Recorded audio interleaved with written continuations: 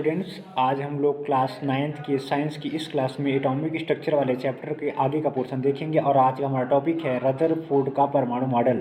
Rutherford का परमाणु model क्या है आज हम लोग देखेंगे। पीछे वाली वीडियो में हमने आपको रदरफोर्ड का अल्फा प्रकीर्णन प्रयोग बताया था कि रदरफोर्ड ने किस प्रकार से अल्फा प्रकीर्णन प्रयोग किया और उससे नाभिक की खोज की।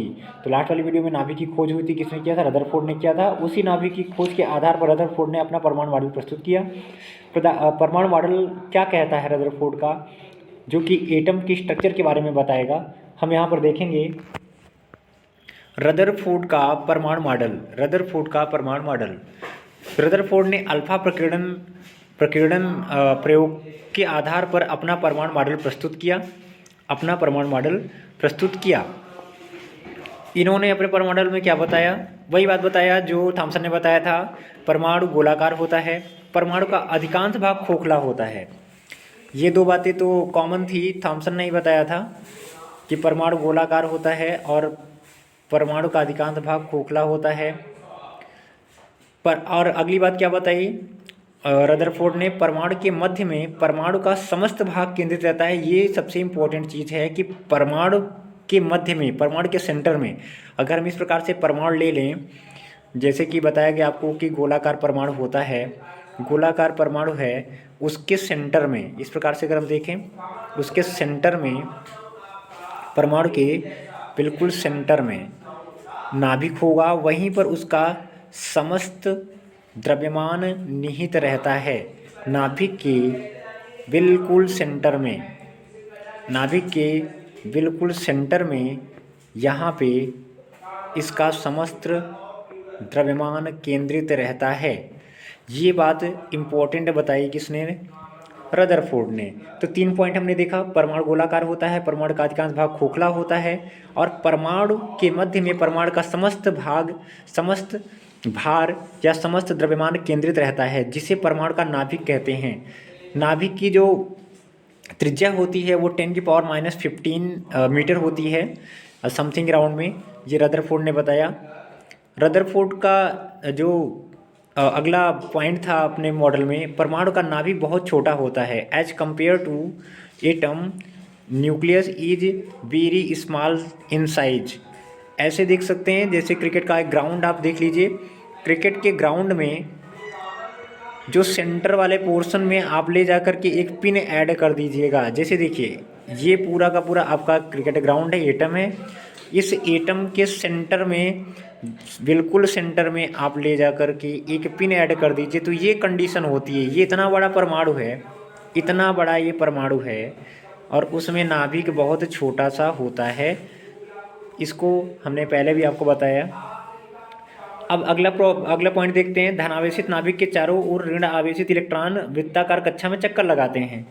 ये इम्पोर्टेंट बात है। देखिए, अगर ये हम देखें तो ये एक एटम है, एटम की कक्षाएं होती हैं, एटम की कक्षाएं हैं। देखिए, ये एक कक्षा हो गई, उसके बाद फिर ये देखिए दूसरी कक्षा हो गई, फिर उसी प्रकार से अगर हम देखें तो ये तीसरी कक्षा हो जाएगी, तीसरी कक्षा हो जाएगी। तो ये देखिए, ये एटम है। इस एटम के सेंटर में क्या होता है? न्यूक्लियस। सेंटर में छोटा सा क्या होता है? न्यूक्लियस। बहुत छोटा सा क्या होता है? न्यूक्लियस। इस प्रकार से एटम है। तो जो इलेक्ट्रॉन्स होते हैं वो इस कक्षाओं में वृत्ताकार पथ पर गति करते हैं। वृत्ताकार पथ पर गति करते हैं। किस प्रकार से? ये वृत्त है, इस वृत्त के सेंटर में नाभिक है, नाभिक के चारों ओर इलेक्ट्रॉन इस कक्षा में गति करेंगे। यही इम्पोर्टेंट पोर्शन है रदरफोर्ड के परमाणु मॉडल का।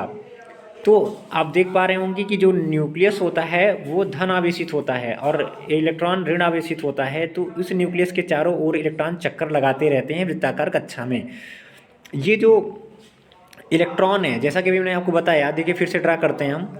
फिर से अगर हम ड्रा करें तो देखिए, ये परमाणु है, ये परमाणु की कक्षाएं हैं, ये परमाणु की कक्षाएं हैं इस प्रकार से।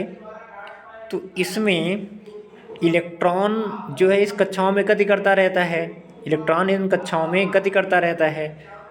तो ये गिरता क्यों नहीं है नाभिक में, ये वो इम्पोर्टेंट बात है।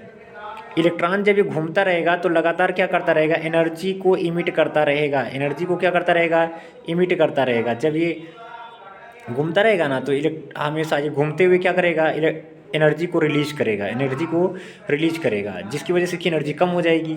तो ये धीरे धीरे कहाँ गिर जाएगा, सेंटर की ओर। लेकिन ऐसा नहीं होता है, जो इलेक्ट्रॉन है ना, जो इलेक्ट्रॉन है उसको न्यूक्लियस अपनी ओर खींचता है, उसको न्यूक्लियस अपनी ओर खींचता है, जबकि बाहर की ओर एक अभिकेंद्री बल लगता है, जिसकी वजह से इलेक्ट्रॉन नाभिक के अंदर नहीं गिरता है। तो अपकेंद्री बल और अभिकेंद्रीय बल के कारण इलेक्ट्रॉन निश्चित कक्षा में गति करते रहते हैं। इस परमाणु के अनुसार परमाणु की त्रिज्या 10⁻⁻10 मीटर होती है, जबकि नाभिक की त्रिज्या 10⁻15 मीटर होती है। इस मॉडल को सौरमंडल मॉडल भी कहते हैं, सोलर सिस्टम मॉडल कहते हैं, क्योंकि जैसा कि अभी आपने देखा, अगर हम इस प्रकार से ड्रा कर देते हैं तो ये पूरा का पूरा सोलर सिस्टम के अनुसार हो जाता है। जैसे कि एक सन के चारों ओर ढेर सारे जो हमारे प्लैनेट हैं, जितने भी प्लैनेट्स हैं वो चक्कर लगा रहे हैं, उसी प्रकार से न्यूक्लियस के चारों ओर इलेक्ट्रॉन चक्कर लगाते रहते हैं, इलेक्ट्रॉन चक्कर लगाते रहते हैं। तो इसलिए इसे क्या बोला गया, सौरमंडल मॉडल। क्या बोला गया, सौरमंडल मॉडल, सोलर सिस्टम मॉडल भी कहते हैं। अब थोड़ा सा हम डीमेरिट देख लेते हैं कि क्या कमियां हैं रदरफोर्ड के परमाणु मॉडल की। तो रदरफोर्ड के परमाणु मॉडल की कमियां यही हैं कि यह मॉडल ये नहीं बता पाता है। क्या नहीं बता पाता है, यह मॉडल इलेक्ट्रॉन क्यों निश्चित कक्षा में गति करते हैं इसकी व्याख्या नहीं कर पाता है। यह मॉडल कोषों में इलेक्ट्रॉनों के वितरण को नहीं बता पाता है कि कितने इलेक्ट्रॉन किस कोष में होंगे। यह मॉडल परमाणु स्पेक्ट्रम की व्याख्या करने में असफल रहता है। देखिए, इस मॉडल के अनुसार परमाणु का जो स्पेक्ट्रम है वो सतत होना चाहिए। कैसा होना चाहिए, सतत होना चाहिए, सतत होना चाहिए, कंटिन्यूअस होना चाहिए। लेकिन कंटिन्यूअस नहीं हो पाता ये डिस्क्रीट होता है। तो ऐसा क्यों होता है, ये रदरफोर्ड नहीं बता पाए। तो ये मॉडल परमाणु स्पेक्ट्रम की व्याख्या करने में असफल रहा। परमाणु का स्थायित्व, परमाणु स्थायी क्यों होता है, ऐसा क्या कारण है जिसकी वजह से परमाणु एग्जिस्टेंस रहती है, यानी कि परमाणु बना रहता है, ऐसा क्यों होता है, इसके बारे में रदरफोर्ड व्याख्या नहीं कर पाए। तो यहाँ पर हमने देखा रदरफोर्ड परमाणु मॉडल क्या होता है, रदरफोर्ड परमाणु मॉडल की कमियाँ क्या हैं। अगर हम एक बार इसको रिवाइज कर दें जल्दी से, देखिए रदरफोर्ड ने अल्फा प्रकीर्णन प्रयोगों के आधार पर ये बताया कि परमाणु गोलाकार होता है, परमाणु का अधिकांश भाग खोखला होता है, परमाणु के मध्य में परमाणु का समस्त भाग केंद्रित रहता है, जिसे परमाणु का नाभिक कहते हैं। परमाणु का नाभिक बहुत छोटा होता है, इसकी त्रिज्या 10⁻⁻15 मीटर होती है। धनावेशित नाभिक के चारों ओर ऋणावेशित इलेक्ट्रॉन चक्कर लगाते हैं वृत्ताकार कक्षाओं में। अपकेंद्रित तथा विकेंद्रीय बल के कारण इलेक्ट्रॉन कक्षाओं में गति करते रहते हैं।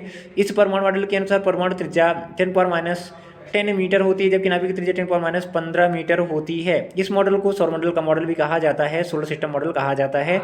और इसकी कमियां क्या हैं, यह मॉडल इलेक्ट्रॉन क्यों निश्चित कक्षा में गति करते हैं ये नहीं बता पाता है। यह मॉडल इलेक्ट्रॉनों के कोषों में वितरण को नहीं बताता है कि किस कोष में कितने इलेक्ट्रॉन होंगे। यह मॉडल परमाणु स्पेक्ट्रम की व्याख्या नहीं कर पाता है। इस मॉडल के अनुसार परमाणु का स्पेक्ट्रम सतत होना चाहिए, जबकि परमाणु का जो स्पेक्ट्रम होता है वो सतत नहीं असतत होता है। इसकी व्याख्या भी रदरफोर्ड का परमाणु मॉडल करने में असफल रहा। परमाणु स्थायी क्यों होता है यह भी बताने में असफल रहा। तो आज हमने रदरफोर्ड के परमाणु मॉडल को और परमाणु मॉडल की कमियों को देखा। अब हम लोग नेक्स्ट वीडियो में जो भी बोरबरी का नियम है उसे हम देखेंगे। तो मिलते हैं नेक्स्ट वीडियो में, तब तक के लिए थैंक यू।